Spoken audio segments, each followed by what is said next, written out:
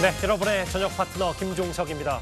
구속을 변한 이재명 대표가 내일 대장동 사건의 첫 재판 출석을 합니다. 건강을 이유로 재판을 미루려 했지만 법원이 이를 받아들이지 않으면서요. 강서구청장 선거 유세보다 재판으로 이재명 대표 먼저 모습을 드러내게 됐습니다. 저희가 이 소식을 준비했습니다. 예, 그리고 오늘도 여러분의 댓글 기다립니다. 뉴스타트 유튜브 생방송에 의미 있는 댓글 남기시면 저희가 소개도 하고 질문도 받아보겠습니다. 멀리 가지 마십시오. 잠시 후에 바로 돌아옵니다.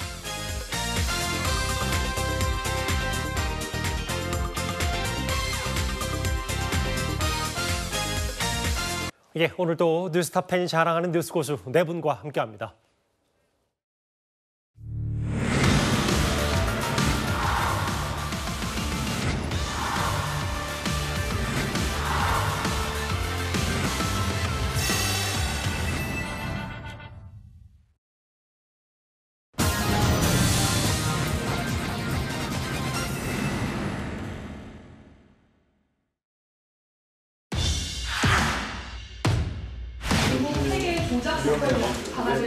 중단하시고 국민의힘 김기현 대표도 가세요. 조작 주고 판단이라고 중단하세요.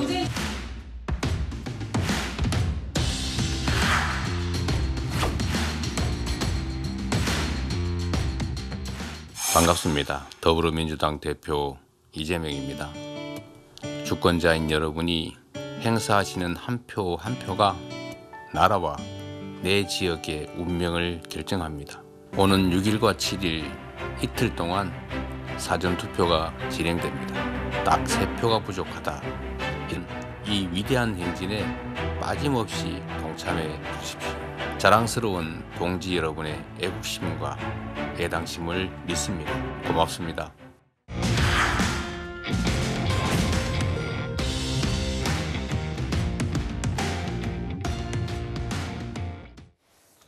예, 목요일 뉴스탑10은 바로 여기부터입니다.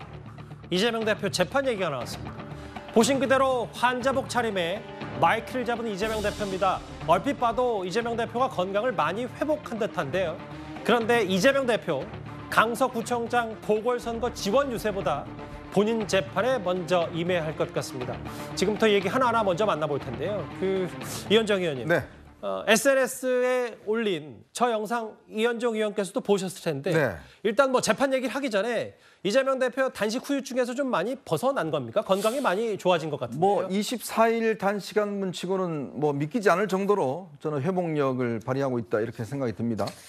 24일 단식하면 보통 한 1.5배, 2배 정도의 사실은 기간을 회복 기간을 둬야 되는데 목소리나 뭐 등등을 보면 뭐 거의 회복을 많이 한 것 같습니다.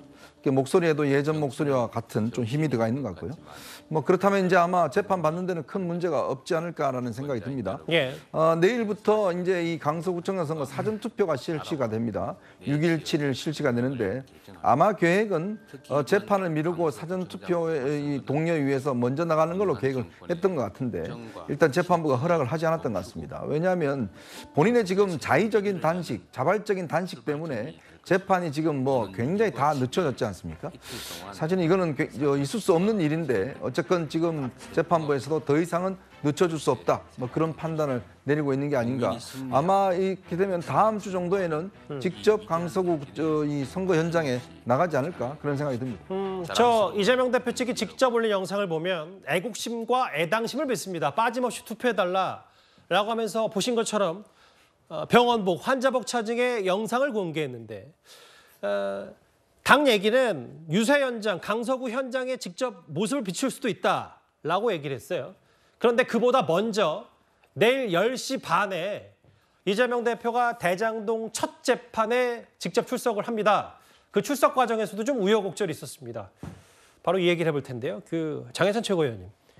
이 제목이 어떤지 모르겠는데 유세는 오케이고 재판은 노였냐. 실제로 좀 일부 보도를 통해 알려지기로는 이재명 대표 측이 이 건강을 이유로 재판을 미루려 했다가 이걸 법원이 받아들이지 않은 것 같아요. 그러니까 단순히 이번 강서구청장 선거 이전에 법원 가는 모습, 재판받으러 가는 모습을 보여주지 않겠다 정도의 계산이 아니라 제가 봤을 때는 지속적인 재판 지연 전략으로 윤석열 정부 임기 내에 본인에 대한 유죄나 대법원 확정 판결이 나는 것을 어떻게든 막아보겠다. 다음 대선에 재출마할 꿈을 가지고 대선 이후로 대법원 선고를 미뤄보겠다는 아주 큰 그림의 작전을 지금 이재명 대표가 쓰고 있는 것 같습니다. 사실 김명수 대법원장 체제에서는 조국 전 장관이나 송철호 전 울산시장 등에 대한 재판이 거의 무기한에 가깝게 지연되지 않았습니까? 근데 신임 대법원장이 지명되면 재판 속도도 다시 내야 될 텐데요. 예. 이번에 강서구 유세는 가겠다면서 본인의 재판은 늦춰달라고 하다가 거절당한 것을 시작으로 해서 사법부가 정상화되면 반드시 이재명 대표의 주요 사건에 대한 결론을 대법원 선고까지를 이번 정부 안에서 마무리 지어야만 합니다. 혹시라도 이재명 대표가 강서구 선거 때 내 재판받는 모습 보여주는 그 차원이 아니라 어떻게든 내 재판을 다 밀어보겠다는 심산을 가지고 있다면 꿈 깨라는 말씀을 좀 전해드리고 싶습니다. 이 화면을 좀 자세히 볼게요. 사실은 이 내일 열리는 첫 재판은 원래는 애초대로라면 9월 15일에 열렸어야 되는데 이것도 한 차례 미룬 거고요. 단식 이유로. 어제 재판부 얘기는 이렇습니다. 이재명 대표 측이 지금 재판을 미루면 어떠냐라고 하자 당일 몸 상태가 좋지 않으면 재판을 짧게 끝나더라도 일단 첫 공판을 진행하겠다는 취지로 보인다. 이 보도가 알려졌습니다. 일단 내일 10시 반에 결국은 이재명 대표가 첫 재판에 출석을 좀 해야 되는데요. 설 전 변호사님, 네. 다음 화면을 좀 보겠습니다. 그냥 단순히 봤을 때 여기 계신 분들 각자의 생각은 다를 수 있어도 이재명 대표가 영상 올린 걸 봐서는 몸 상태가 많이 회복된 거는 대체적인 시각 같은데 계속해서 이제 몸 상태 얘기를 좀 하는 걸 두고 앞서 보신 두 분은 이거 재판 지연 전략 아니냐 고의적으로 어떻게 좀 판단할까요? 그렇게 저는 보지는 않고요. 그러니까 지금 어떤 영상을 찍던가 아니면 우리가 화면을 보더라도 앉아있는 모습, 병상에 앉아있는 모습만 저희가 확인을 했지 않습니까? 예. 어떤 이동을 한다거나 이런 부분에 있어서는 상당히 불편할 수도 있다. 물론 회복을 했기 때문에 단거리 정도는 지팡이 없이도 지금 다니신다고는 하지만은 그래도 재판을 준비함에 있어서 또 본인이 관여해야 되는 부분이 있기 때문에 본인 또 그런 부분에 있어서 재판 준비를 조금 철저하게 하기 위해서 좀 재판 연기 신청을 했다라고 보이는데 아마 내일은 아마 공판 준비기를 이미 한 2, 3회 정도를 거친 것으로 알고 있어요. 그렇게 된다면 앞으로의 재판 진행 방향인지 이런 부분에 대해서는 어느 정도 변호인을 통해서 저는 검찰과 그다음 재판부에 이런 부분 정리가 됐을 거라 생각을 하고요. 아마 내일 같은 경우는 인정신문이라 해서 이름이랑 주소 이런 거 물어보고 그다음에 공소사실을 검찰 측에서 얘기를 하면 이제 그 부분에 대해서 인정할 것이냐 부인할 것이냐 당연히 부인한다고 했을 것이고요. 그다음에 이제 앞으로의 재판의 절차에 대한 내용을 아마 조금 진행할 거기 때문에 첫 재판이니까. 네, 예. 아마 저는 그렇게 가서 내일 재판은 의외로 또 빨리 끝날 수도 있겠다라는 생각도 듭니다. 근데 설 변호사님 제가 지금 갑자기 든 생각 중에 뭐냐면 만약에 재판부가 이재명 대표 측의 얘기를 받아들여서 재판을 미뤄줬어요. 예를 들어 네. 또 한 번 미뤄줬다. 그러면 재판은 미루고 그 사이에 강서구청장 지원 유세를 이 대표가 갈 생각은 있었던 겁니까? 그건 제가 유세 참석 여부는 제가 예. 아직 공식적으로 확인을 못 해봐가지고 예. 지금 상당히 강서구 지금 선대위에서는 구청장 선대위에서는 상당히 바라고 있는데 지금 그만큼 회복되지는 않은 것 같아요. 어떤 유세 현장에 가서 진짜 예. 힘있게 하실 수 있는 지금 상황은 아니라고 제가 들어서 공식적으로 어떻게 유세에 참여하실지는 잘 모르겠습니다. 그러니까 유세는 되고 재판은 안 되냐 이런 몸 상태 논란 때문에 한번 추가 질문을 드려봤는데 무슨 뜻인지는 알겠습니다. 당시 단식장에서도 직접 그 보궐선거 후보자 추천장도 줬던 이재명 대표이기 때문에요. 내일 10시 30분에 이재명 대표가 출석을 합니다. 첫 재판. 이 대장동 혐의는요. 이번에 구속영장이 청구됐던 백현동 의혹과도 닮은 꼴입니다. 검찰은 이재명 대표가 성남시에 5천억 가까운 손해를 끼쳤다고 보고 있습니다. 대장동 개발은 지금도 제가 자랑하는 성남시장 시절의 최대 치적입니다. 반군일의 최대 치적이 아니라 반군일의 최대 손해라는 말이 어울리게 하겠습니다. 영업사원이 100만 원짜리 휴대폰을 주인 몰래 아는 사람에게 미리 짜고 10만 원에 판 겁니다. 영장 혐의 내용이 참으로 억지스럽습니다. 기업 유치를 위한 성남시 행정은 모두 적법하고 정당했습니다. 시 예산으로 운영되는 시 산하 기업의 광고 수입이 어떻게 뇌물이 될 수가 있습니까? 민주당 대표 이재명의 범죄 혐의는 없습니다. 오직 성남시장 이재명의 지역 토착비리 범죄 혐의만 있을 뿐입니다. 내일 재판은 이재명 대표의 갖가지 혐의 가운데 이 얘기 사실 대선 기간 동안 가장 주목을 받았던 대장동 의혹입니다. 성남시에 손해를 끼친 배임액수가 5천억 가까운 4,895억 원. 뭐 민간업자에게 이익 몰아주고 뭐 위례 특혜 의혹 이것도 검찰의 시각이었는데요. 노돌 교수님, 아까 설주한 변호사 말 맞따라 결국은 뭐 첫 재판이니까 뭐 긴 시간 동안 이러지 않더라도 앞으로 이 대장동 의혹을 속도감 있게 재판도 추진하겠다 뭐 이런 입장은 검찰이 갖고 있는 것 같습니다. 네, 그렇습니다. 검찰뿐만 아니라 재판부도 일단 알려지기로는 일주일에 2번씩 하시면 좋겠다. 이렇게 얘기했다는 거 아니겠습니까? 예. 현재로서는 그 부분이 완전히 변호인 측과 또 피고인인 이재명 대표 측과 완전히 합의는 안 된 것 같은데요. 뭐 적어도 일주일에 한 번은 해야 하는 걸로 이렇게 생각이 되지 않을까 싶습니다. 뭐 재판 문제는 없죠. 왜냐하면 지난번에 9시간 동안이나 영장 7질 심사에 참여했지 않습니까? 더더구나 내일 본재판 같은 경우는 본인이 별 말을 안 해도 됩니다. 변호인이 다 얘기하고요. 근데 지난번에 영장 심사에서는 9시간 동안이나 본인이 검찰의 주장에 대해서 논박하는 그런 장면을 펼쳤다는 거 아니겠습니까? 예. 건강 문제는 없는 것 같고요. 어쨌든 이제 본 재판이 벌어지게 됐으니까 이게 길고 지루한 재판이 될 것 같습니다. 저희 보였지만 대장동 위례 특혜 의혹, 성남FC 후원금 의혹, 그 기소된 건 3가지지만 혐의는 여러 가지거든요. 배임, 이해충돌방지법, 또 뭐 부패방지법, 성남FC 같은 경우는 제3자 뇌물죄, 범죄수익은리 규제법 이런 여러 가지 혐의가 있으니까 길고 지루한 재판이 될 것 같고요. 배임, 제3자 뇌물 이런 것들은 입증하기가 참 까다로운 그런 범죄들입니다. 이게 쉽지 않은 그런 공판이 될 것 같고요. 예. 저는 궁금한 게 이재명 대표가 이 재판에서 대장동 의혹에 대해서 이번엔 뭐라고 할까 하는 거거든요. 아까 화면에 봤지만 계속해서 이분은 뭐 대선 때 이 말까지 본인의 최대 지적이다. 내가 다 했다. 단군일의 최대 지적이다. 이렇게 얘기했는데 예. 갑자기 선거 과정에서 이건 윤석열 게이트다. 몸통이 윤석열이다. 그렇게 바꿨잖아요. 그럼 재판에서는 좀 뭐라고 할까? 좀 궁금합니다, 진짜. 제가 지난번에 영장 심사 전에 이런 얘기했죠. 궁금하다고 하는 게 예. 이재명 대표가 계속 검찰이 증거를 하나도 없다. 내놓은 게 없다. 또 검찰 수사는 조작이다. 얘기했는데 영장 심사에서 과연 그런 얘기를 할까? 안 했다는 거 아닙니까? 그런 얘기. 증거에 논박은 했지만 일단 뭐 대장동 말고 백현동 이번 영장 심사할 때 예. 모든 사건에 검찰이 증거를 엄청나게 내놓았는데 그에 대해 논박하고 그의 증거를 능력에 대해 다투는 입장이 있었지만 예. 검찰이 이걸 증거가 하나도 아니다라고 하든지 전부 조작이라고 하든지 그런 입장은 아니었던 걸로 지금 알고 있거든요. 그래서 이번 재판에서 과연 이재명 대표가 또 이건 윤석열 대통령이 몸통이다. 그렇게 할지 정말 궁금합니다, 정말로. 뭐 내일 10시 반은 뭐 첫 재판이니까 긴 얘기가 오가지 않더라도 일단 이재명 대표 나오긴 나와야 됩니다. 첫 재판도 좀 미루려다가 재판부가 이를 받아들이지 않았는데 그건 말고도 앞으로 이제 많게는 각종 혐의 때문에 3번 정도 재판이 이어질 수도 있는데 이현정 의원님. 네. 근데 이제 당대표니까 당무를 이유로 이제 재판 주 2회 출석은 어렵다는데 그러면 이게 앞으로 결론이 어떻게 나는 거예요? 아마 유사일에 이렇게 주요 인사가 이렇게 많은 혐의와 관련된 또 여러 가지 관련된 재판을 받는 사례는 제가 볼 때는 거의 처음인 것 같습니다. 왜냐하면 지금 사건이 뭐 한두 개가 아니죠. 그렇다 보니까 이게 뭐 만들어낸 사건이라고 주장들 하지만 예. 그러나 다 객관적인 사실 그리고 이미 관련돼서 24명이나 구속돼 있습니다. 뭐 대형적인 사건이죠. 그걸 또 각자 재판부에서 하고 있기 때문에 문제는 지금 재판이 너무 늦어지고 있다는 거거든요. 물론 지금 이 대장동 재판도 지난 6개월 동안 사실은 이 그 준비기를 해서 사실은 재판을 어떻게 할지 이 다툼만 지금 6개월을 벌여온 거 아니겠습니까?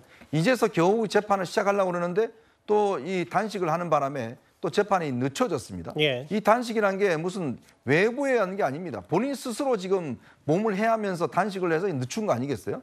자, 그렇다면 앞으로 그러면 이런 식의 재판할 때 피고인들이 이런 식의 단식하고 재판을 늦출 수 있는 건가요?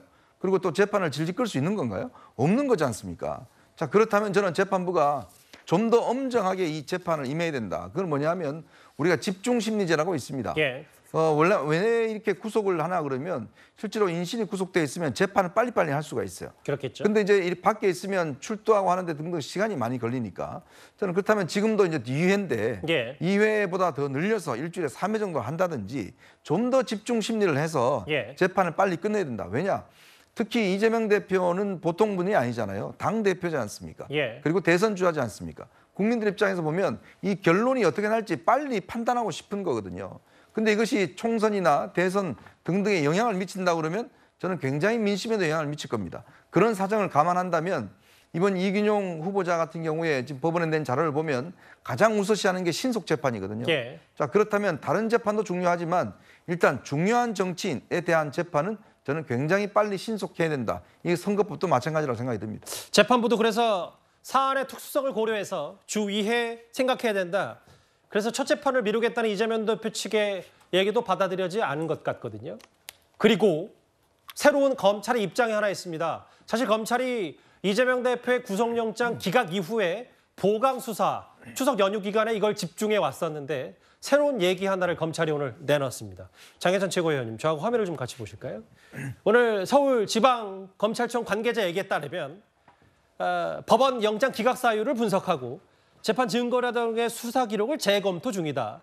이재명 대표를 재판에 넘기는 여부, 그 시기를 신중하게 검토하고 있고 오래 걸리지 않을 것이다. 뭐 불기소로 아니요, 불구속 상태에서 재판에 넘기든 혹은 어떤 혐의만 똑대서 다시 구속영장을 청구할지 뭐 이런 것까지 다 감안한다 이 말입니까? 일단 뭐 영장 판사의 결정문을 보면 위중교사 혐의는 소명되었다고 했으니까 위중교사는 지금이라도 검찰이 이제 기소하게 되면 시간의 문제이지 유죄가 확정적인 상태나 마찬가지 아니겠습니까? 여러 의심되는 정황이 있으나 직접 증거가 조금 부족하다고 했던 백현동 사건 같은 경우는 보강 수사가 필요해 보이고 대북 송금 같은 경우도 이화영 전 부지사 재판과 연동이 되어 있는데 최근에 원래 이 수사를 담당했던 수원지검 형사 6부장과 담당 차장이 검찰 정기 인사로 교체가 되었습니다. 이 오랜 특수통 출신 등이 이 형사 6부장과 담당 차장으로 왔는데요. 이 말인즉슨 검찰이 수사 담당자를 바꿔가면서까지 쌍방울 대북 송금 수사에 다시 한번 힘을 실겠다는 뜻으로 해석이 됩니다. 그래서 일반적 관행을 따지면 분리 기소하는 방안이 될 것 같아요. 위중교사 이미 기소하고 백현동과 이 대북 송금 같은 경우는 각각 서울중앙지검과 수원지검으로 보내서 재수사 후에 추가 기소하는 방향. 그러나 뭐 저의 개인적인 견해이긴 합니다만 이번 영장 기각을 납득할 수 없다는 법조계와 검찰의 의견 설득력이 상당한 만큼 추가 보강 수사를 통해서 회기가 끝나는 12월 초에 다시 한번 영장을 재청구하는 방안까지도 검찰이 고려했으면 좋겠고요. 영장 기각 사유에 뭐 민주당 대표, 야당 대표라는 말도 안 되는 정치적 사유가 기재된 만큼 제대로 정신이 똑바로 박힌 판사라면 영장을 발부할 수밖에 없다고 보기 때문에 저 개인의 의견으로서는 분리 기소나 분리 수사보다는 한 달 정도의 보강 수사를 거쳐서 12월 10일 국회 본회의 회기가 끝나자마자 비회기 때 영장을 재청구해서 구속영장 발부시켰던 윤관석 케이스처럼 이재명 대표에 대한 구속영장 발부 여부를 두고 검찰이 그동안에 수사한 것에 대해서 다시 한번 결론을 똑부러지게 봐야 한다고 생각합니다. 뭐 정신이 제대로 박힌 뭐 판사라는 표현을 쓰셔서 그 부분은 어떤 취지인지는 알겠는데 다만 이 영장의 구속 여부를 소극적으로 해석하냐 적극적으로 해석하냐 제가 그 정도는 좀 순화하도록 하겠습니다. 설주환 변호사님. 화면을 좀 더 보면 사실 오늘 검찰이 원론적인 입장을 얘기한 듯 보여도 여기 보면 법원의 영장 기각 사유를 분석하고 그러니까 사실은 검찰 입장에서 바로 입장을 내었을 때 구속을 영장 기각한 이유를 받아들이기 어렵다고 상당히 불만이 있었고 그걸 받아들이기 어렵다는 표현을 했기 때문에 실제로 장혜찬 최고 얘기처럼 위중교사 혐의 소명이 된 부분만 똑대서 재판에 먼저 넘기든지 아니면 일단 국회가 어떻게 받아들일지 모르겠지만 구속영장을 재청구할 가능성 이런 것까지 다 있는 것 같더라고요. 일단 회기 중 재청구는 돼서는 안 된다고 봅니다. 우리가 그 9월 달에 그 지난한 시간을 겪어오면서 그게 얼마나 힘든 일이고 갈등적인 요소인지 봤지 않겠습니까? 그렇기 때문에 저는 영장 재청구에 관련해서는 더 이상 검찰이 거기에 너무 매달려서는 안 된다 저는 생각을 하고요. 뭐 비회기가 되더라도 저는 영장 이제는 할 필요는 없다고 봅니다. 이제 뭐 불구속 기소하면 되지 않겠습니까? 재판 이제 법원의 시간으로 가야지 더 이상 검찰의 시간이 돼서는 안 된다라고 보이고요. 다만 지금 뭐 저도 뭐 기자들을 통해 들어보니까 이번 추석 연휴 때 그 담당 수사팀이 전혀 쉬지도 못하고 일을 했다고 하더라고요. 그렇다고 한다면 그만큼 아마 이 보강 수사에 대한 어떤 검토, 전면적인 재검토를 해야 될 수도 있겠다라고 생각을 했을 수도 있다, 검찰이. 저는 그런 부분에서 특히나 뭐 쌍방울 같은 경우에는 이것이 가장 뭐 소명도 잘 안 됐다. 혐의 자체가 뭐 이렇게 영장 재판에서 결론이 났기 때문에 그 부분에 대한 보강 수사를 할 것이라고 보이지만 일단 저는 이것을 뭐 분리해가지고 기소를 하는지 뭐 이것은 뭐 검찰에서 판단을 하겠지만은 저는 그렇게 하기보다는 지금 일단 중앙지검으로 왔으니까 이걸 전부 다 서울중앙지법에다가 지금 하고 있는 재판에 같이 얹어서 하든지 알겠습니다. 아니면 다른 재판부에 배당을 해서 좀 이것도 신속하게 일단 빨리 진행하는 게 좋지 않을까 싶습니다. 자막 그대로입니다. 보시는 자막. 이재명 대표를 재판에 넘기는 것에 대해서 그리 오래 걸리지 않을 것이라는 게 오늘 검찰의 공식 입장입니다. 그런데요. 오늘 뒤늦게 알려진 이 얘기가 하나 있습니다. 검찰은 대선 전에 이뤄진 김만배와 신앙림 씨 인터뷰를 가짜라고 보고 있습니다. 그러니까 윤석열 당시 후보가 과거에 커피 타주고 수사 봐준 것 아니냐고 말한 그 인터뷰를 검찰은 글쎄요 선거 개입 여지가 있다고까지 말했었는데요. 그런데 대선 전날 이재명 캠프가 이 가짜 뉴스를 대량 발송한 게 뒤늦게 알려졌습니다. 그들에게 도움을 준 것도 윤 후보님이죠. 저축은행 비리 수사 봐줬지 않습니까? 그들한테 이익 본 것도 윤 후보죠. 부산저축은행 일반 대출인데 다른 건 기소하면서 그 외에 이 대장동 대출만 봐줬습니까? 노은영한테 커피는 왜 타주셨어요? 저는 그 사람 본 적이 없습니다. 참, 갖다 붙이려고 10년 전까지. 전과 사범, 대장동 비리 등 사실관계로 인해 수세에 몰렸던 이재명 대표는 뉴스타파의 조작된 인터뷰를 밀리고 있는 대선판을 뒤집을 수 있는 절호의 기회로 삼고자 했던 것으로 보입니다. 조작된 가짜뉴스에 기대어 국민을 속여 정권을 잡으려 했던 점에 대한 철저한 반성과 대국민 사죄를 하지 않는 이유가 도대체 무엇입니까? 이재명 대표는 치밀하게 계획된 대선 여론조작 범죄의 최종 수혜자였을 뿐만 아니라 가짜뉴스 여론조작 범죄의 몸통이라 해도 부족함이 없을 겁니다. 보신 저 여당의 비판 목소리까지 영상 그대로입니다. 이현정 의원님. 네.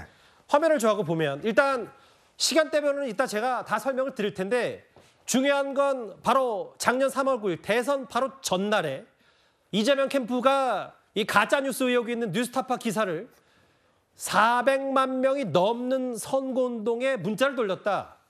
이거 상당히 고의적이고 의도적인 거 아니냐 이런 시각이 있는 겁니까?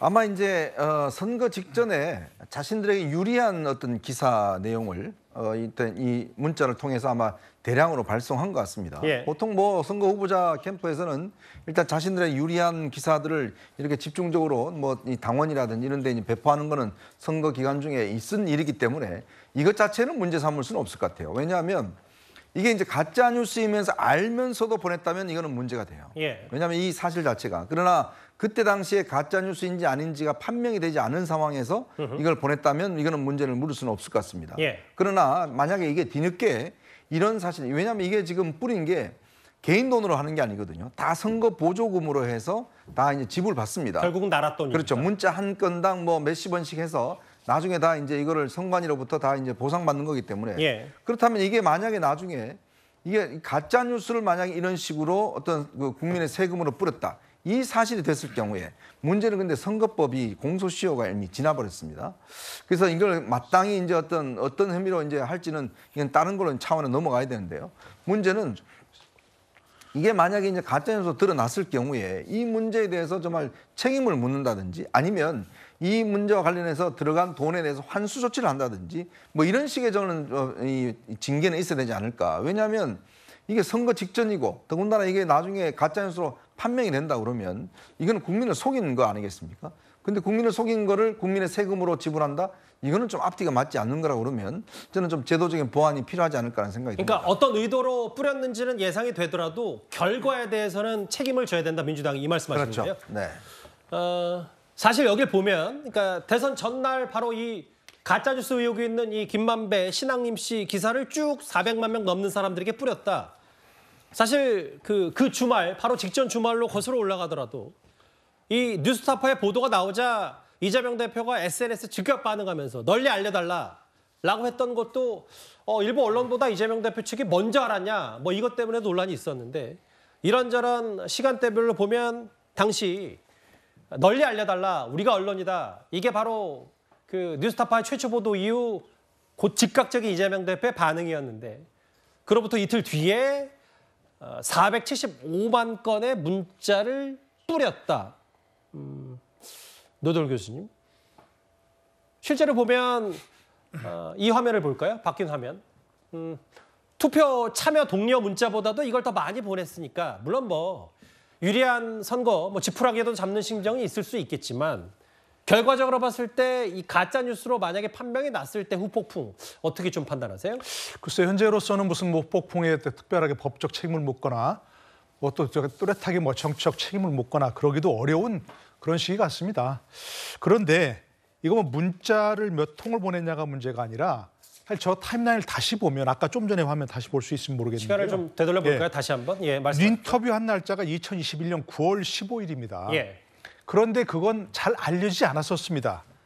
알려진 게 지금 보는 대로 2022년 3월 6일 날 뉴스타파 보도에서 알려진 거거든요. 널리 알려진 거는. 예. 그게 되자마자 이재명 대표가 SNS에 그걸 올렸고요. 그런데 조금 전에 그 나온 화면에서 윤석열 후보와 이재명 후보가 토론하면서 왜 조호영이 커피 타주셨어요? 라고 토론했던 것은 3월 6일 전입니다, 이게. 그러니까 무슨 말이냐면 뉴스타파가 보도하기 전부터 이재명 후보는, 당시 후보는 이걸 내용을 알고 있다는 거죠. 조호영이 커피 왜 타줬어요? 라고 물어봤을 때 많은 그 내용을 모르는 사람들은 저게 무슨 말이지? 라고 생각할 수밖에 없었던 그런 시기거든요. 예. 그러니까 3월 6일 보도 전에도 이재명 후보는 그 내용을 알고 있다는 거죠.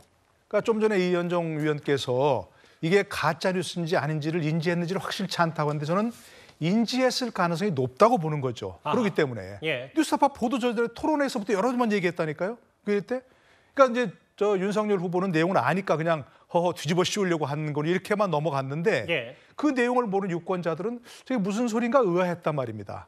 3월 6일 날 보도가 되니까 저런 소리였구나 이제 알게 된 거고 예. 더구나 문자는 3월 8일 날 보냈잖아요. 그러면 하루 전입니다. 대선 하루 전. 그러니까 그때는 뭐 반박할 시간도 없는 그런 얘기인 거죠. 예. 그런 시기인 거죠. 그렇기 때문에 저는 그 내용을 자세히 이렇게 시간 순으로 보면 이재명 후보 측에서는 그 김만배 씨와 신학님 씨의 이른바 인터뷰 이 내용을 알고 있었고 보도 전에도 그렇기 때문에 토론에서 계속 그걸 주장했고 예. 그것이 바로 윤석열이 대장동 몸통이다라고 주장한 근거가 됐다는 거죠. 예. 그러니까 이제 가짜 인터뷰의 진위 여부 사실을 알고도 뿌렸다는 건 상당히 의도적이고 고의적이다 이 말씀하신 겁니다. 예, 장해찬 최고위원님. 그러니까 공직선거법 이 여러 가지 공소시효가 6개월밖에 안 되는 것 좀 이참에 고쳐야겠다는 생각이 우선적으로 들고요. 예. 지금 앞서 교수님께서도 말씀해 주셨지만 그 당시 대선 막바지에 일어났던 정황을 보면 보도 이전부터 김만배와 신학님이 뉴스타파를 통해 짜고 치는 가짜 뉴스를 만들었다는 걸 이재명 대표가 몰랐다고 보기 어렵습니다. 그리고 이 문자 같은 경우는요. 지금 비용 이야기도 나오는데 예. 단문일 때 건당 10원이라서 한 4,800만 원이라고 하지만 해당 내용이 상당히 길기 때문에 장문의 문자를 보냈을 경우에는 이게 건당 30원이 되면서 1억 5천의 국민 세금을 가짜뉴스로 퍼나르는 데 썼다고도 볼 수 있는 내용이거든요. 예. 이건 역시나 지금 다른 재판, 김문기 전 차장 모른다고 한 것과 국토부 협박받았다고 한 재판에서 벌금 100만 원 이상이 나오면 이 1억 5천만 원 포함한 430억을 민주당이 대신 국가에 다시 환급을 해야 됩니다. 예. 그러니까 사실 이재명 대표 하나 때문에 이재명 지키려다 민주당 기둥뿌리 뽑히고 여의도에 있는 그 당사 건물 팔아야 돼요.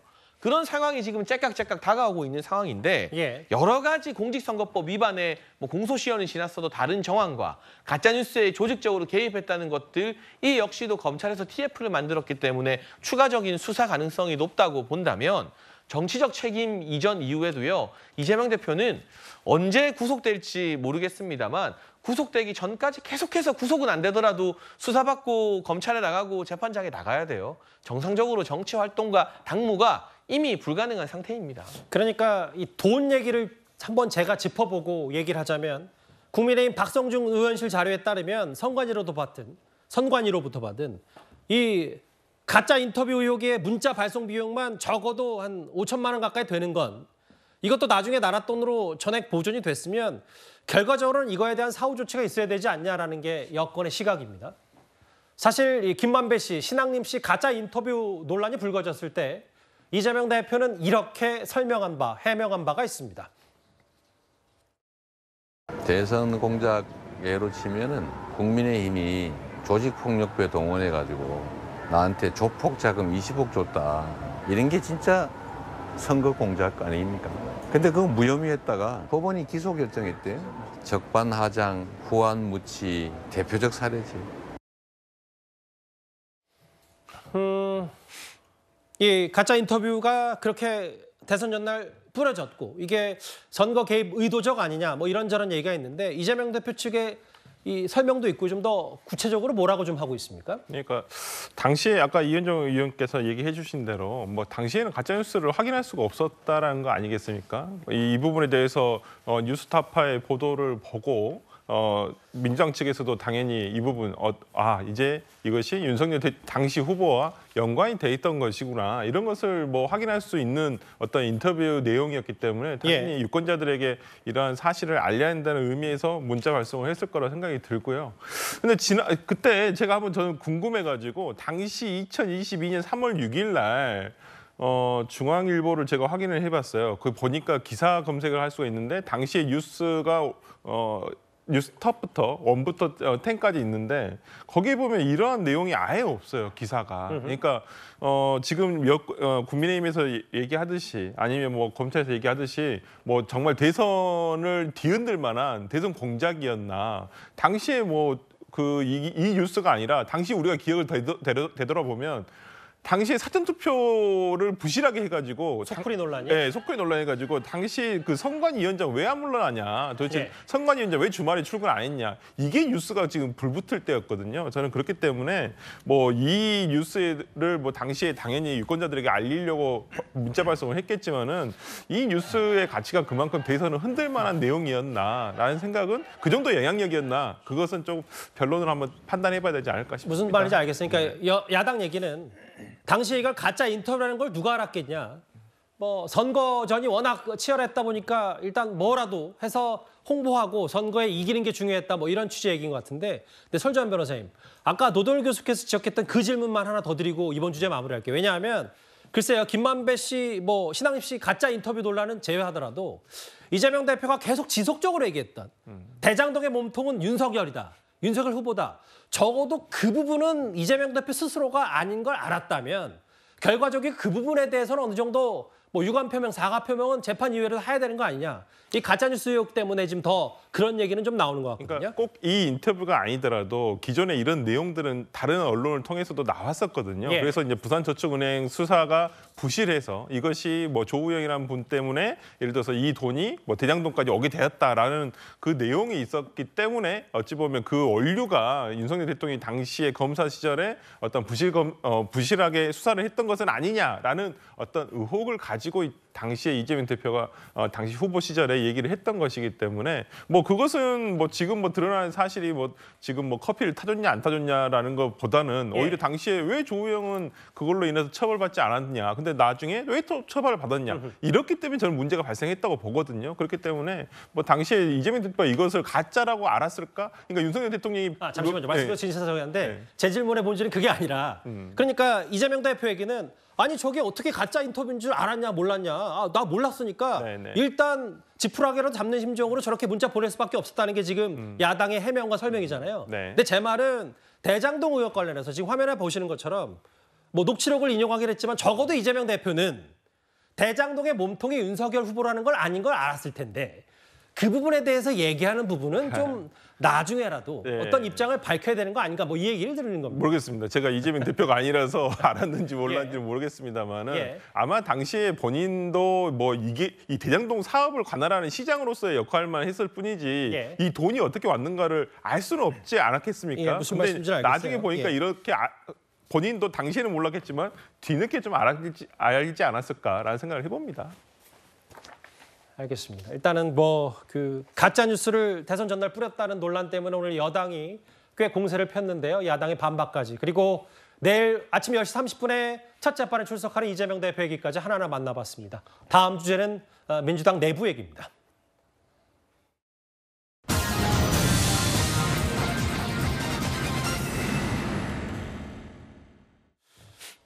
이재명 대표가 퇴원을 하면 쭉 보신 것처럼 재판 리스크도 재판 리스크지만 당내 갈등도 함께 수습을 해야 합니다. 체포동의안 가결파 숙청 얘기까지 그런데 벌써 당내에서 나오고 있습니다. 비명계 대표주자 조응천 의원이 이런 말을 했습니다.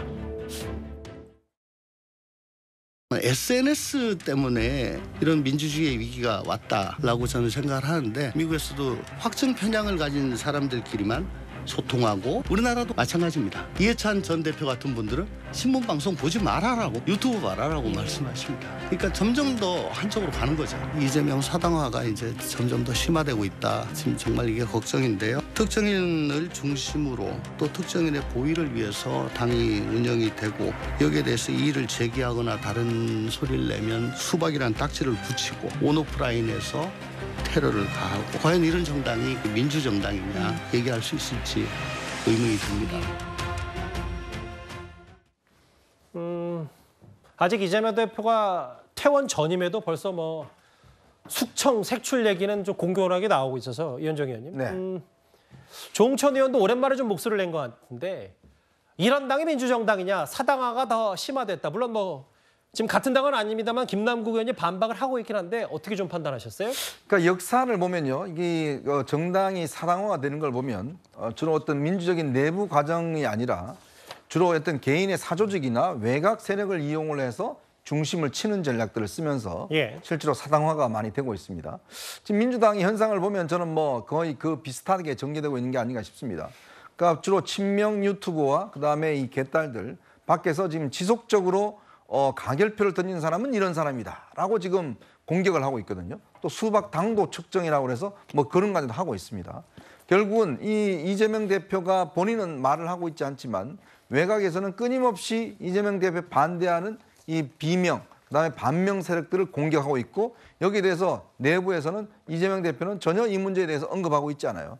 결국 외곽을 때려서 중심을 들어온다 이런 전략을 쓰고 있는 것 같은데 결국 아마 이재명 대표도 내심 이런 전략들에 대해서 동의를 하고 있는 것 같습니다. 왜냐하면 지금 이재명 대표가 저렇게 당 외부에서 이 지금 체포동의안 문제는요 이미 본인이 약속을 했고 그다음에 혁신위원회가 제일 첫 번째 안건으로 당에 수용하라고 요구를 했고 그다음에 의원총회에서 이걸 결의를 했지 않습니까? 부체포 특권 포기 그렇죠. 말씀하시는 거죠? 자, 그런데 그걸 지금 가결했다고 가결한 걸 사실조차도 모르는 지금 상황인데 누구누구가 가결했더라 라고 지금 이야기를 하고 있는 거 아니겠습니까? 더군다나 정말 제명을 면제해 준 이 장에 있는 김남국 의원마저도 지금 저렇게 공격을 하고 있는 거 아니겠어요? 저런 방식을 통해서 결국은 이재명 대표에 반대하는 사람을 솎아내는 전략들을 쓰고 있는 게 아니냐. 자, 이렇게 되면 정말 민주당이 과연 민주주의 정당인가. 지금 조응천 의원이 정말 굉장히 아마 분노해서 이런 이야기를 한 것 같은데요. 지금 여러 가지 방법을 통해서 이 의원들을 공격을 하고 또 그러면서 결국 이 내부에서는 침묵하거나 동조하고 이런 방식을 통해서 한다라고 그러면 정말 대한민국의 민주주의가 설 땅은 없을 것 같습니다. 아마 조응천 의원이 저런 인터뷰 메시지를 낸 것도 지금 화면에 보시는 다시 한번 볼까요? 수벽 감별 사이트라고 불리는 그러니까 뭐 이재명 대표에 반하는 비명계가 얼마나 비판을 많이 해야 하는지 혹은 어떤 현안에 대해서 찬성반대를 어떻게 했는지를 정리한 저 부분도 아마 조응천 의원의 머릿속에 있을 텐데 실제로 뭐 그 장해찬 최고위원님 상대당이긴 합니다만 뭐 이렇게까지 수박 당도까지 하고 근데 이제 문제는 뭐 지지자들이 이렇게 할 수 있는데 지지자들이 이렇게 목소리를 내는 걸 또 현역 의원들이 또 안 받아들일 수 없는 민주당의 구조가 됐기 때문에 그래서 좀 더 여러 가지 비명계에서 불매 목소리가 나오는 것 같거든요. 당대표 대행을 했던 수석 최고위원인 정청래 의원이 뭐 고름이다 어쩌다 이런 공개 발언 일삼으면서 압박을 하고 있잖아요. 뭐 외상값 받겠다는 등의 천박한 발언도 막 쏟아내고 있는데 이게 지지자만의 문제가 아니라 그 강성 지지층 개딸들의 요구사항 그대로 움직여주는 일부 정치인들이 민주당 친명계 지도부를 장악하고 있다는 게 문제의 핵심인 것 같습니다. 뭐 지금은 기세등등하게 마치 무죄라도 받은 것처럼 개선 장군 놀이를 합니다만 이 사태가 장기화되고 실제로 적이 나온 뭐 김종민이니 뭐 홍영표니 강병원이니 이런 사람들 또 이원욱, 이상홈, 이상민 이런 사람들 다 쳐냈을 때 그게 민주당 총선에 도움이 될지 이게 오히려 더 큰 역풍으로 돌아오지 않을지 고민을 해야 되고요. 예. 상황이 이러니까 돈봉투로 탈당한 송영길 전 대표도 기세 등등 같이 해지고 코인 때문에 역시나 탈당하고 겨우겨우 눈물의 호소로 제명만 구제받은 김남국 의원도 일본 여행 다녀오시자마자 또 SNS에 조응천 의원 비판하고 있고 그러니까 뭐 별 꼴뚜기들이 다 날뛰고 있는 형태거든요. 이게 과연 민주당에게 도움이 되는 것이냐 국민의 심판이 민주당에게 향하지 않을 것이냐 이 부분을 뭐 민주당 내부에서 고민을 해야겠죠. 꼴뚜기만 순환할게요. 뭐 비속어는 아니니까요. 예, 뭐 비속어는 아닌데 일단 뭐 제 뜻은 무슨 말인지 아시겠죠? 네. 일단 이 인물들 색출 작업까지 뭐 간별 사이트 얘기한다. 근데 설전 변호사님 이런 것 같아요. 뭐 개딸들 혹은 강성 지지자에 대해서 설전 변호사께서도 좀 많이 우려를 표하셨으니까. 근데 이게 지금 가결 이후에는 말뿐만 아니라 행동의 도도 좀 많이 지나친 것 같아서 박용진 의원 지역구 사무실에서 시위까지는 벌이고요. 이재명 대표 구속을 면하면서 좀 더 이런 그 행동들이 더 수위가 높아지는 것 같거든요.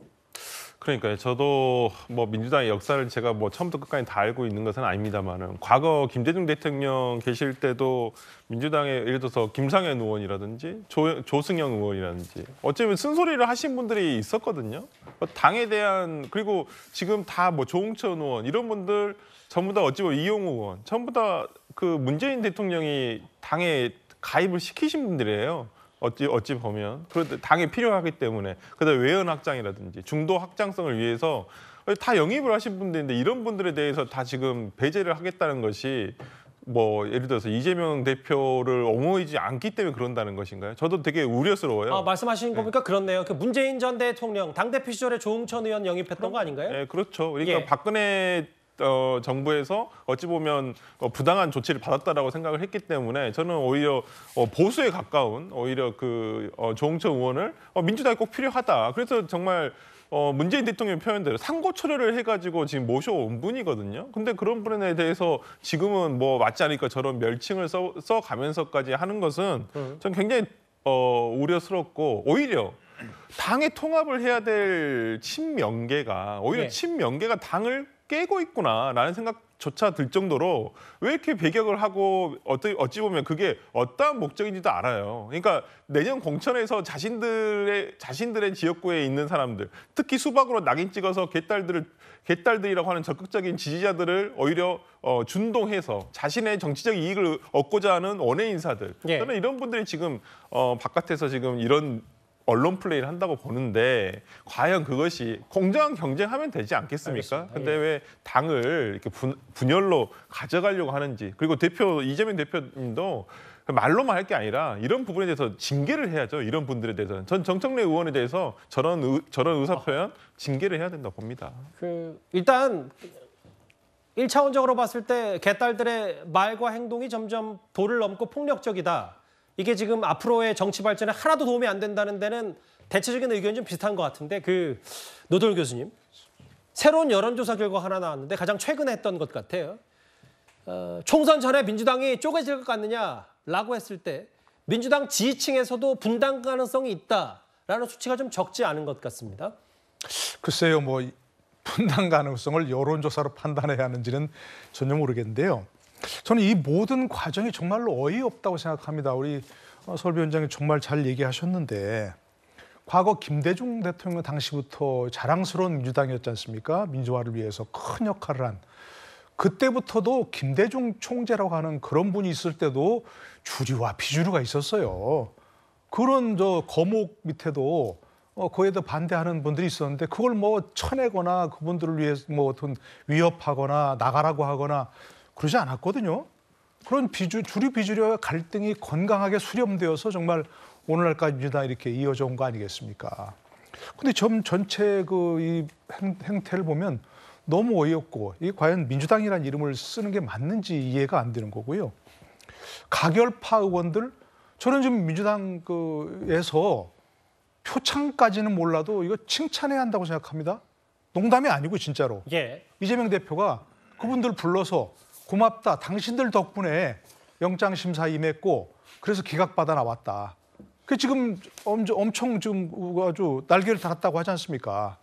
무죄가 아닌데도 불구하고 무죄인 것처럼 지금 국민들에게 얘기를 하고 있고요. 그렇다면 알겠습니다. 그게 바로 타결파 덕분에 그런 거 아닙니까? 제가 이 자리에서 여러 번 얘기했지만 이재명 대표의 최대 승부수는 영장 심사에 당당하게 임해서 기각받아내는 거라고 얘기했습니다. 예. 그게 됐지 않습니까? 결과적으로. 뭐 그분들이 어떤 생각을 가지고 당당하게 나가지는 예. 않았죠. 사실 뭐 이제 가결이 예. 그랬으면 더 좋았겠지만 예. 어쨌든 가결파 덕분에 그렇게 된 거 아니겠습니까? 그러면 이재명 대표 지금이라도 알겠습니다. 절대 예. 이런 분란 일으키지 마라. 이분들 덕분이다. 이렇게 해야 되는 거 아닌가 싶습니다. 이재명 대표를 둘러싼 두 가지 숙제, 그러니까 첫 번째가 재판 리스크, 그리고 뒤에 당내 갈등 봉합 얘기를 저희가 첫 번째, 두 번째 주제로 차례로 만나봤습니다. 다음 주제는 이 얘기로 가보겠습니다.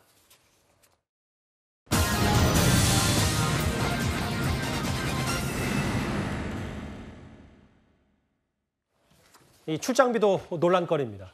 저희가 예전에 전현직 법무부 장관, 그러니까 박범계 의원과 한동훈 장관의 미국 출장을 비교해 보니까 수행한 수도 비용도 뭐 2배 가까이 차이가 나더라, 1.5배 이상은 차이 나더라, 이 소식을 전해드렸었습니다.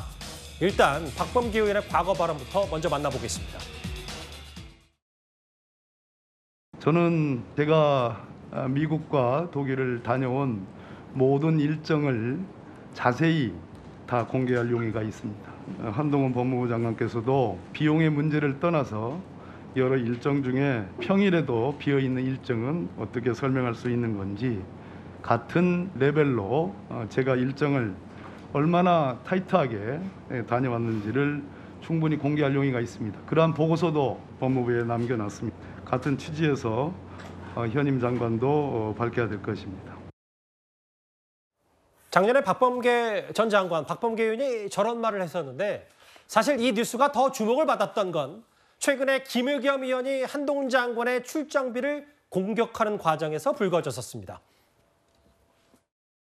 식비나 교통비 이런 것들인데 호텔비 이게 국가안보와 관련이 있나요? 위원님이 끝나는 이유만 하지 않고요. 밥값을 뭘 못하겠습니까? 자, 위원님, 저는 출장 갈 때 지난 정부 장관들보다 수행원도 줄였고 액수도 60%에 맞췄습니다. 지난 정부. 그럼 지난 정부에 대해서 무슨 정부랑 그렇게 비교를 합니까? 교통비는요? 저는 비즈니스로 낮췄습니다. 네네. 그러니까 비행기나 기차나 이거 공개하지 못할 이유가 뭐가 있습니까? 그러니까 이 부분에 이게 대해서 왜 국가안보하고 아니요, 외교관계 문제가 되나요? 이런 부분에 대해서 전례가 있습니다. 전례가 있어서 거기에 맞추려고 한 것이고요.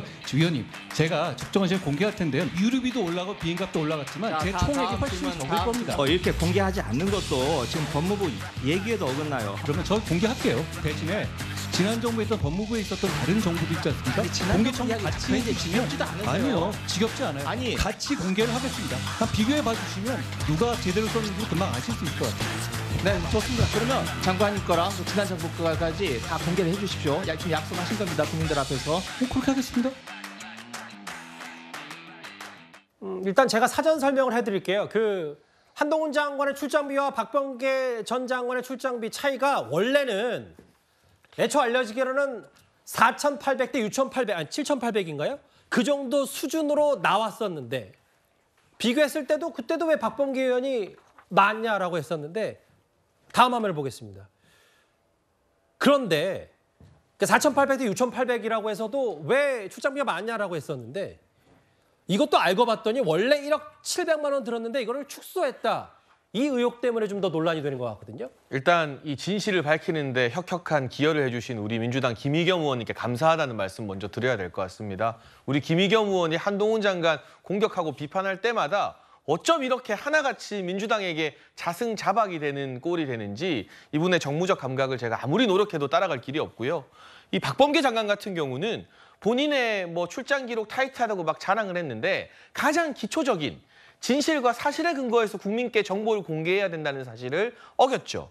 수행원 5명 대동하고 경비를 6,800만 원 썼다고 하더니 알고 보니까 수행원이 11명, 그리고 경비가 1억 700만 원. 기념품 구입을 400만 원 했습니다. 대체 무슨 기념품을 미국에서 구입하면 법무부 장관이 국민 세금으로 출장 갔는데 420만 원치 기념품을 구입하고 있는지 그 항목에 대해서도 우리가 조목조목 좀 밝혀야 될 것 같고요. 이게 허위 공문서 작성이기 때문에 담당 공무원은 아마 실형을 살게 될 겁니다. 그런데 장관의 해외 출장과 관련된 허위 공문서를 장관 결재 없이 아랫사람인 실무 공무원이 그냥 자기 마음대로 허위로 조작할 수 있을까요? 그렇지 않거든요. 여기에 대해서 박범계 장관이 정치적 그리고 사법적 책임을 져야 된다고 보고 있고 조지 워싱턴대, 미국의 명문대에서 내가 특강하고 왔다. 이걸 굉장히 자랑을 했었는데 알고 보니까 초청 특강인데도 불구하고 조지 워싱턴대 특강에 들어가는 모든 비용을 법무부에서 다 냈거든요. 이거는 초청 특강이 아니라 우리가 세금으로 돈을 그 대학교에 안겨주면서 부탁하는 읍소 특강인 거죠. 이게 어떻게 초청 특강입니까? 초청 특강이면 적어도 그 강의에 대한 실비 같은 경우는 대학에서 내야 되는데 이런 세금 갖다 바치는 읍소 특강을 하고 저렇게 영상까지 만들었던 법무부 장관의 출장비가 허위로 계상되었다는 것을 보면 우리 국민들이 야, 지난 정부 장관들 진짜 세금 허투루 막 썼구나라는 한탄을 다시 하시게 될 것 같습니다. 이건 사실 뭐 숫자가 다 고스란히 나와 있는 거니까 이현정 의원님. 네. 이게 1억 얼마든 뭐 6천, 7천 얼마든. 근데 왜 이렇게 좀 차이가 나는 거예요? 물론 뭐 김의겸 의원이 뭐 여러 얘기를 하면서 다 고스란히 공개가 됐지만 이건 저희가 어떻게 받아들이면 됩니까? 참 이런 사실이 안 드러날 줄 알고 저렇게 이야기를 했는지 참 정말 기가 막힙니다. 어떻게 국회의원이나 장관까지 하신 분이 저렇게 국민들 앞에서 이렇게 이야기를 할 수가 있을지 참 국민들은 이거 가지고 속을 줄 알았는 모양이죠. 다 세상에 이렇게 드러나면 다 드러납니다. 왜냐하면요. 지금 미국 출장을 11명이 갔다 그러면 이게 1억 얼마 들었다 그러면 아마 제가 알기로 장관은 원래 이제 퍼스트 클래스 1등석을 타는 걸로 알고 있습니다. 근데 한동훈 장관이 들어와서 한동훈 장관이 이거를 비즈니스 타겠다 본인이 선언을 했어요. 그 1등석하고 비즈니스석하고 가격 차이가 꽤 납니다. 이제 그것부터 차이가 날 것이고 그다음에 이제 이 출장에 대한 여러 가지 지금 이 비용 문제도 그렇지만 왜 이걸 정직하게 국민들 앞에 안 밝혀진지 모르겠어요. 지금 보면 실제로 지금 이 국민 앞에 공개된 것과 실제 우리가 확인된 부분은 전혀 다른 거잖아요. 그리고 지금 좀 전에 이야기했지만 보통 미국의 대학들은요. 유명 인사의 경우에 돈을 지불하고 직접 초청을 합니다. 예. 우리나라도 마찬가지예요. 왜냐하면 외국에 정말 강의를 들어볼 사람이 있으면 우리가 비용, 그다음에 비행기 비용, 체류 비용 등등을 지불하고 다 부릅니다. 그런데 알고 봤더니 그 모든 비용을 다 법무부가 대고 가서 강연을 했다. 그 이야기 아니겠습니까? 그건 뭐냐면 결국은 가서 나도 조지 워싱턴 대학에서 강의하면 한다. 이거 사진 하나 찍으려고 한 거 아니겠어요? 그 대학에 있는 이 학생들이 어떤 관심을 가졌겠습니까? 저런 출장에 대해서. 저는 참 지금 와서 보면 이렇게 만천하에 드러나는 거를 저렇게 뻔뻔하게 또 이렇게 다른 이야기를 하고 있고 또 저거를 김의겸 의원 같은 사람은 이 한동훈 장관의 출장에 대해서 꼬치꼬치 저렇게 따지다가 결국 또 이렇게 창피를 당하고 참 끝이 없는 것 같습니다. 저거 박범계 전 장관이 2년 전 당시 저 조지 워싱턴 대학에서 강연했던 영상도 여전히 유튜브에 있더라고요. 제가 잠깐 만나봤던 저 영상. 그러니까 이게 초청기관이 부담이 없었고 출장비가. 당시에 대학 강연도 국비를 갔냐. 이런저런 그래서 다시 한번 논란에 휩싸였고요.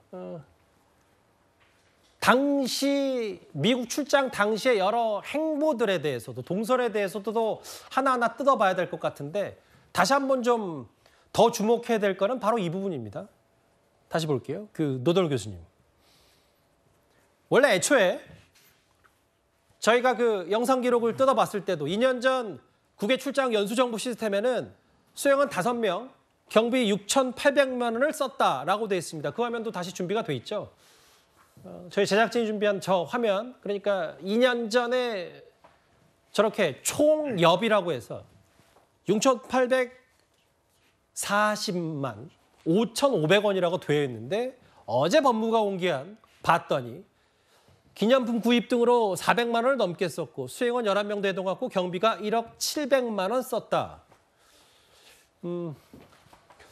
제가 지금 든 생각은요. 뭐 이게 노동일 교수님 보셨을 때 박범계 전 장관만 일했던 건지 아니면 전직 법무부 장관도 또 관행상 많이 썼는데 적게 쓴 것도 올린 건지 뭐 이런 것까지 전수조사를 좀 해야 되는 거 아닌지 모르겠어요. 그 부분도 정말 궁금해지네요. 바로 직전에 이제 추미애 법무부 장관도 있었고 그러니까 저는 이분이 궁금해지는 게 정말로 저걸 1억 원 썼든 뭐 7천만 원 썼든 다 국비로 공식 출장 간 거니까 아무 문제 없거든요. 근데 왜 저걸 축소해서 기록했을까? 이해가 잘 안 가요, 진짜로. 이거 저는 왜 저랬을까? 굳이 뭐 그리고 정말 공무원인데 저 나머지는 1억 원을 지출했는데 7천만 원 썼다고 하면 나머지는 어떻게 기록했겠어요? 허위로 기록했을 수밖에 없지 않겠습니까?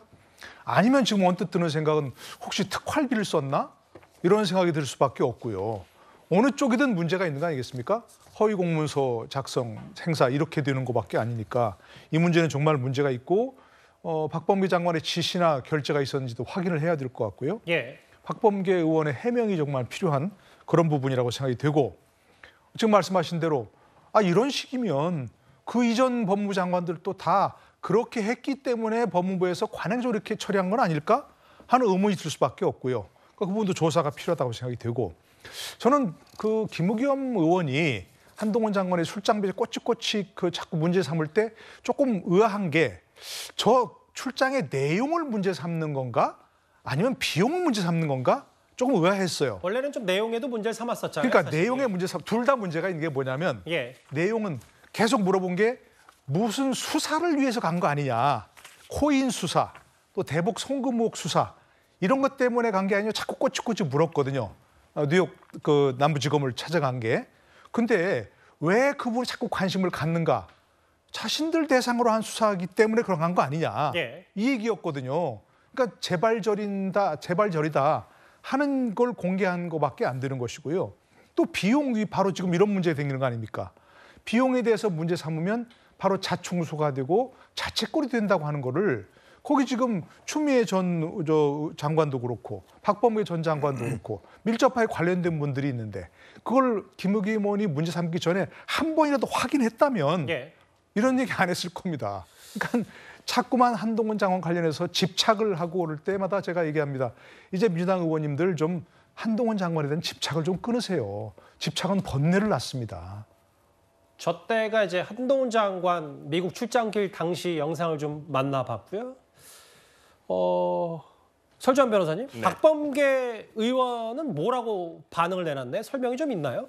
이 부분에 대해서 제가 확인을 못 해봤습니다만은 뭐 당시에 어떤 실무자의 착오로 아마 된 건 아닌가라고 지금 얘기를 하고 있는 것 같고요. 뭐 축소할 필요가 굳이 있었나라는 생각은 좀 개인적으로 듭니다. 제가 봤을 때는 뭐 그 기재를 하거나 아니면 이거 보고서 작성을 하는 과정에서 뭔가 좀 뭐 누락이 있었다거나. 그러니까 밑에 사람들의 실수다 뭐 이렇게. 네, 저는 그렇게 보고 있습니다. 뭐 본인의 공식적인 반박문이 나오지 않고 아마 내일 정도 아마 저는 공식적인 반박문이 나오지 않을까 싶은데 저는 그런 상황이 아닌가. 어떤 뭐 이것을 의도적으로 예를 들어서 뭐 뭘 숨기기 위해서 아니면 뭐 몰래 쓴 것을 숨기기 위해서 그랬다고 보기는 조금 힘들 것 같고요. 제가 봤을 때는 이 부분과 관련해가지고 좀 뭐 당시 기록을 정리하면서 누락이 된 건 아닌가라는 좀 개인적인 추측을 해봅니다. 근데 아무리 이제 밑에 사람 누락이라도 이 금액 차이가 상당하잖아요. 거의 3천만 원 이상 차이 나는데 그거를 글쎄 출장비 3천만 원을 누락할 수 있는 정도의 아니요 항목을 좀 달리해서 뭐 했든지 저는 아마 그걸 고의적으로 할 필요는 전혀 없거든요. 공식적인 출장 자리였기 때문에 저는 아마 항목이 뭐 잘못 분류가 됐다거나 저는 그렇기 때문에 박범계 의원이 합당한 저는 설명을 하시지 않을까 싶습니다. 물론 뭐 이거는 박범계 의원의 얘기도 좀 들어봐야 되는데 앞서 잠깐 화면이 지나간 그 화면을 볼까요? 사실 박범계 의원이 민주당에서 꽤 왕성하게 활동을 하고 있기 때문에 이거에 대해서 바로 입장은 나올 줄 알았는데 입장은 없고요. 박범계 의원의 가장 최근 SNS를 저희가 준비했는데 일단 강서구청장 선거 진교훈 후보에 응원하는 모습이 있고 아직까지 추가 입장은 없습니다. 박병구 의원이 이거 관련해서 출장비 축소한 거 아니냐라는 의혹에 대해서 공개에 대해서 얘기가 나오면 바로 설명을 드리도록 하겠습니다. 이번 주제는 여기까지입니다. 다음 주제는 이 얘기를 짚어보겠습니다.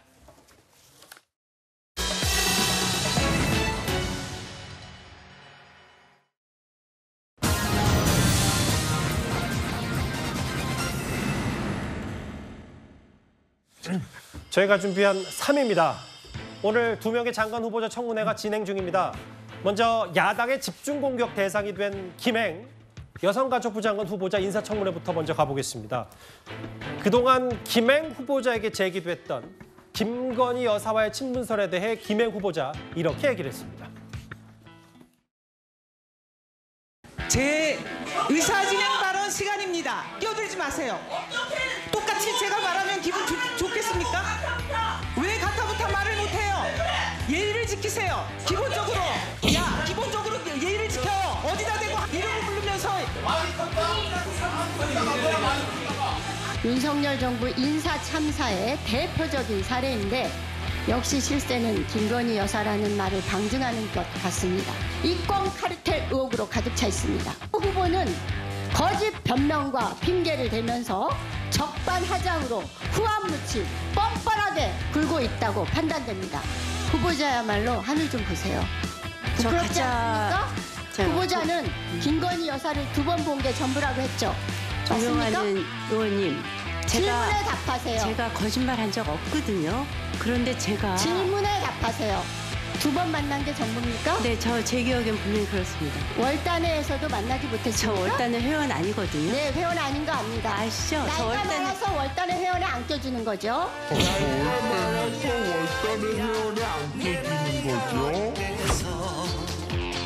이 여사가 나이가 많아서 안 껴준다는 그건 또 무슨 말씀이세요? 그 월단회 고발학 콘텐츠와 김건희 여사의 뒷배 의혹, 후보자의 경영 의혹이 가득합니다. 후보자는 전 시장을 수시로 들락거리면서 작품을 사기도 하는 미술품 애호가죠. 아닌가요? 제가 들었습니다. 일단 이 김행 장관 후보자에 대한 청문회가 진행 중이기 때문에 아마 내일 뉴스탑10에서도 좀 더 보다 자세한 얘기를 할 수 있을 것 같은데 일단 핵심 내용만 짚어보면 이민찬 부대변인님, 야당에서는 지속적으로 김건희 여사의 친분설, 그러니까 이게 속칭 낙하산 아니냐, 장관 후보자 찍어내기 아니냐 이런 얘기를 했었는데 그거에 대해서 확실하게 하나하나 반박을 김행 후보자가 했네요. 우선 청문회 때는 야당이 이런저런 의혹을 제기할 수 있습니다. 그런데 그 기반은 팩트가 되어야 합니다. 근데 방금 들은 질문을 보면 그 안에 어떤 팩트가 있는 거죠? 저는 자료 준비가 부실하고 어떤 청문회에 대해서 본인이 준비한 게 부실하다 보니까 결국 나오는 게 인격 모독, 추측성 발언밖에 남는 게 없는 겁니다. 김건희 여사가 픽업을 했다. 김건희 여사가 픽업한 게 도대체 어떤 근거가 있고 또 어떤 문제가 있는 거죠?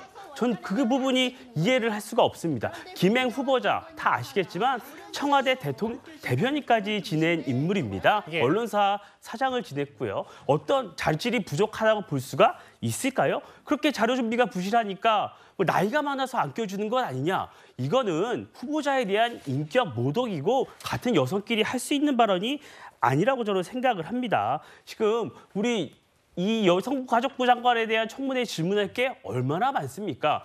민주당 그동안 윤석열 정부에서 여성가족부 폐지한다 그러니까 반대해왔습니다. 그리고 국민의힘이 제출한 정부조직법 개정안도 전혀 동의해주지 않고 있어요. 그럼 앞으로 여성가족부를 어떻게 끌고 갈 것인지, 여성가족 어떻게 업무 분장할 것인지 이런 문제에 대해서는 언제쯤 국민 앞에 설명드릴 시간이 있는 거죠. 이런 시간에 그 부분에 대해서 따지고 서로 논쟁을 해야 되는 것 아닙니까? 저는 야당이 이미 이 김행 후보자 부적격으로 낙인을 찍기 위해 준비를 하고 청문회에 들어왔기 때문에 이런 붕뜬 팩트 없는 인격모독 질문만 지속되고 있다. 개탄스럽다는 말씀드립니다. 물론 이민찬 부대변인께서는 팩트 없이 여러 가지 얘기를 했다고 하지만 주식 관련 의혹도 좀 있는데 그 부분은 저희가 시간 관계상 내일 좀 더 짚어보기로 하고요.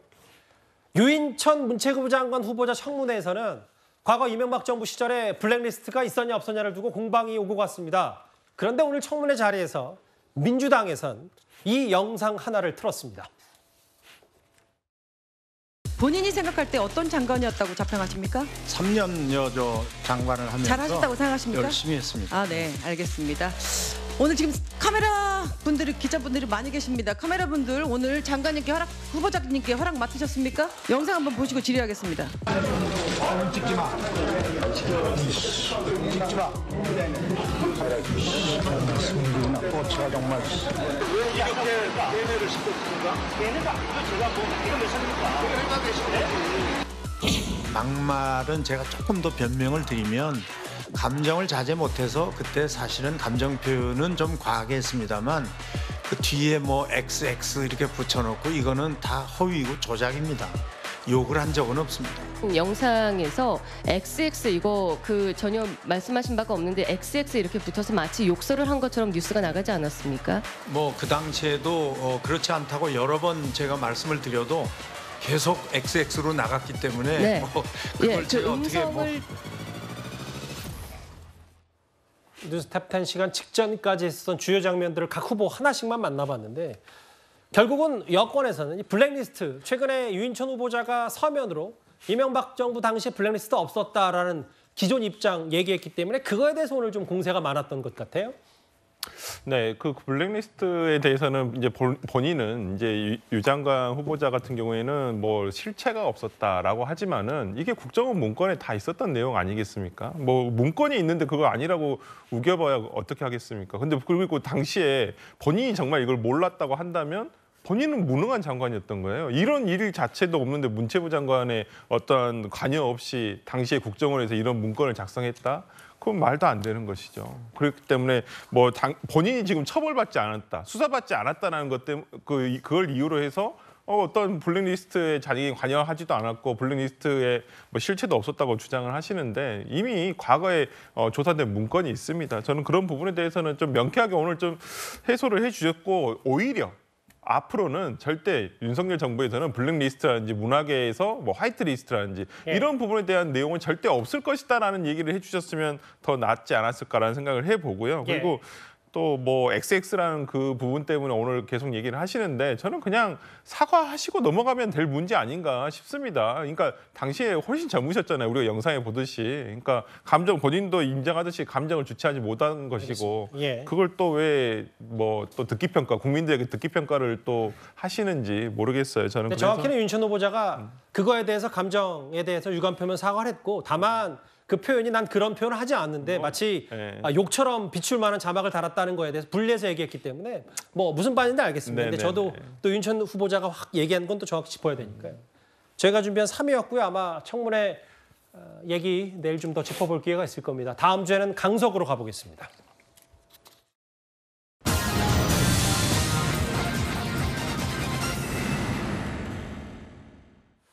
이틀 뒤면 사전투표가 시작되는 강서구청장 선거입니다. 앞서 보신 대로 민주당 이재명 대표는 병상에서 투표 독려를 했다면요. 국민의힘 김기현 대표는 오늘 이런 말을 했습니다. 강서구청장 보궐선거는 일 잘하는 구민의 심부름을 할 모습을 뽑는 선거입니다. 구민이 아니라 야당 대표의 심부름을 할 아바타를 뽑는 선거도 아닙니다. 힘 있는 여당 구청장이 있어야 합니다. 대통령, 국토교통부 장관, 서울시장과 직통 핫라인이 있는 여당 구청장이 꼭 필요합니다. 민주당 구청장 장기 집권 16년 동안 풀지 못했던 차량기지, 금폐장 이전이라는 수건 사업을 김태우 구청장이 한 방에 해결했던 서울시, 강서구, 김포시 3자 간 업무 협약은 3개 지자체가 모두 국민의힘 소속의 지방자치단체장이었기 때문에 업무 협조가 원활하여 일사천리로 진행될 수 있었던 것 아니겠습니까? 지금 뭐 꽤 사활을 걸고 있는 강서구청장 보궐선거인데 국민의힘에서는 대통령과 한 라인까지 할 수 있다. 김태우 후보에게 많이 좀 힘을 실어주는 것 같네요. 여당 후보는 어쨌든 힘 있는 여당 후보 일로 평가받겠다. 이게 당연한 공식 같은 거죠.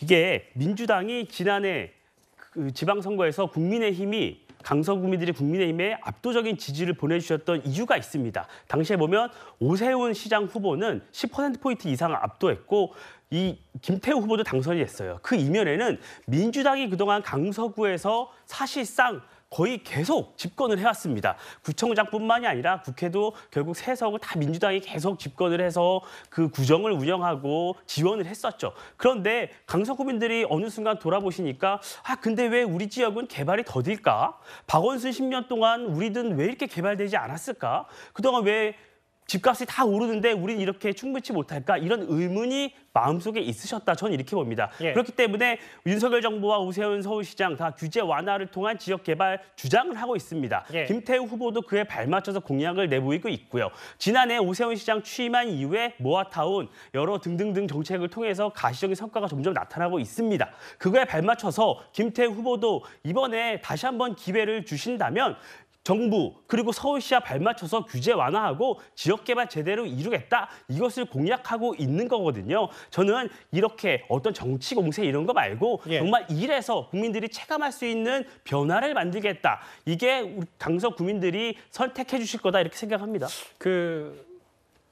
여기는 뭐 국민의힘에서도 총력전인데 민주당도 총력전인데 좀 분위기가 다른 총력전이 하나 있는 것 같아요. 왜냐하면 오늘 일부 보도에 따르면 파란색 점퍼를 입고 지금 일단 민주당 소속은 아닌 송영길 전 대표가 강서구 가서 유세를 하나 본데 뭐 오늘 일부 보도 내용도 뭐 악영향 얘기가 있습니다. 민주당으로서도 이게 그리 달갑지만은 않다는 평가가 있거든요. 설전 변호사 어떻게 생각하세요? 글쎄요, 저도 뉴스를 보고 송영길 대표가 과거에 좀 개항을 해서 상당히 오랫동안 국회의원 생활을 하시지 않았습니까? 그 바로 옆에가 강서구청입니다. 그렇다고 한다면 본인의 지인들도 많을 것이고 저는 그런 면에서라면 순수하게 자원봉사자로서 그냥 파란 점퍼를 입으시고 그냥 순수하게 도와주신다고 생각을 해요. 또 전에 지금 탈당하셨지만 그래도 민주당의 당대표를 하시지 않았겠습니까? 그렇다고 한다면 저는 송영길 대표가 지금 돈봉투로 수사를 받고 아직 시작도 안 했어요. 부르지도 않고 소환도 안 됐어요. 그렇기 때문에 우리가 예단을 할 필요는 없을 것 같고요. 그런 아직은 피혐의자도 아니고 피의자도 아니고 그렇기 때문에 저는 송영길 대표가 순수한 마음에 어떤 진교훈 후보를 돕기 위해서 힘을 보태겠다는 의미이기 때문에 민주당에서도 그렇게 나쁘게 평가할 필요가 있을까라는 생각을 해봅니다. 예, 사실 이게 여러 시끌시끌하기 때문에 송영길 전 대표가 유세를 도와주냐 안 되냐 이것 때문에도 좀 많은 말들이 나오고 있는데 사실 지금 강서구청장 선거의 여러 논란거리 중 하나가 김태우 후보가 다른 데 집이 있는데 강서구청 월세 사는 게 논란 아니냐 문제 아니냐 이런 얘기 때문에 시끄럽거든요. 그런데 국민의힘에서는 그러면 이재명 대표가 개항에 출마했을 때는 어떤 사례냐 이런 걸 좀 꼬집고 있습니다. 계양구의 주택 보급률이 얼마나 되는지 물어보고 싶고 계양구가 투기과일 지역인지 묻고 싶습니다. 제가 이사 온 지가 얼마 안 됐고 그래서 세부적인 수치는 잘 모릅니다. 비 의원님 분당에서 정치적으로 크셨고요. 성남시장 경기도지사 하면서 일 잘했다라고 늘 자화자찬하셨는데 분당과 국회의원 보궐선거를 피해서 도망왔습니다. 연고 자꾸 주장하시는데 연고가 있지만 능력이 없다면 연고가 없어도 유능한 옆집 사람이 옆 동네 사람이 같이 일할 수도 있는 거 아닙니까? 민주당에서는 여러 주민등록 등본 얘기까지 하면서 거론하고 있지만 분당하고 성수동에 집이 있는데 강서구에 월세 사는 것 이것 자체에 대해서 근데 이제 그러면 이재명 대표 케이스는 뭐냐 이렇게 사실 꽤 냉정하게 좀 살펴볼 부분이 있는데 좀 어떻게 판단하실 수 있어요? 보통 국회의원들은 본인의 어떤 지역구와 달리 거주하는 곳이 여러 개 있을 수가 있습니다. 지방의 지역구 의원 같은 경우는 주로 사는 곳은 다 서울에 살고 있죠. 그런 측면이 있을 수 있는데 저는 자치단체장은 조금 다른 측면이 아닌가 싶어요. 왜냐하면 지금 김태우 후보가 이미 처음에 이번 출마하는 게 아니라 이미 구청장을 했지 않습니까? 구청장을 했다 그러면 자기 구에서 뿌리를 받고 내가 이 구를 위해서 정말 열심히 일하겠다라고 하면 오히려 국민들에게 설득력이 있지 않을까요? 예. 근데 지금 보면 집이 다른 데에서 두 채나 있으면서 이쪽에 와서는 지금 빌라에 살고 있단 말이죠.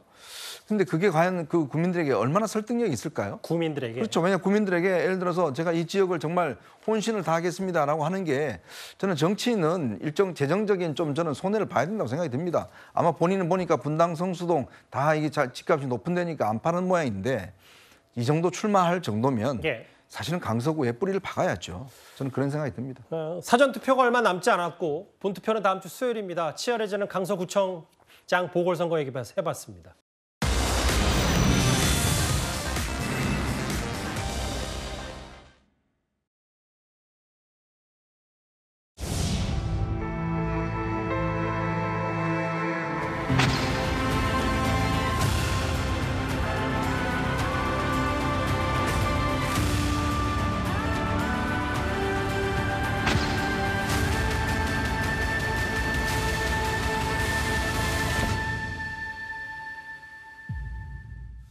보신 그대로 석회가루를 실은 16톤 트럭이 군청 주정차 단속 사무실을 들이받으면서 큰 사고가 났습니다. 허주연 변호사님, 사망자도 발생한 안타까운 사건인데 사고 원인에 대해서 좀 알려진 게 있나요?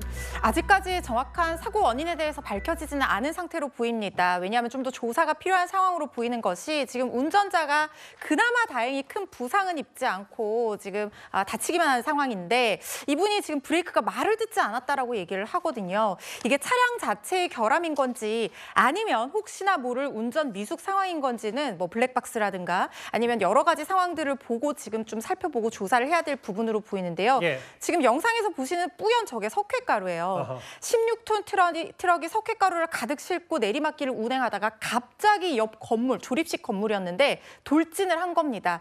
해당 건물은 이 정성구청 교통관리사업소 소속의 주정차 단속 직원들이 휴식 공간, 사무실로 사용하던 곳이었는데 조립식 건물이었기 때문에 이 약해서 더 피해가 커진 것은 아닌가 하는 그런 추측도 드는 부분인데요. 예. 문제는 그 건물 안에 20, 30대의 젊은 직원들, 정말 꽃다운 나이의 직원들이 쉬고 있었어요.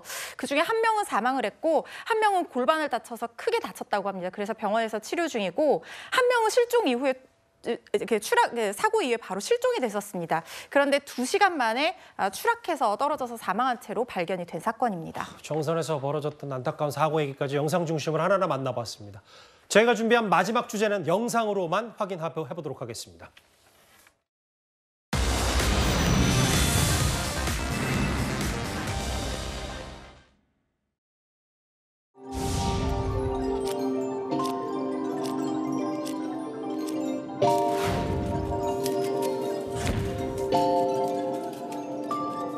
백두산 해돋이는 그 어디서나 볼 수 없는 황홀하고 아름다운 절경이라고 하시며 뜨겁게 말씀하셨습니다. 조선의 아침이 백두산에서부터 밝아오듯이 주체의 혁명 위협도 여기 백두산에서 시작되었습니다. 마지막 주제까지 만나봤습니다. 목요일 뉴스 탑10 준비한 소식은 여기까지입니다. 여러분 고맙습니다.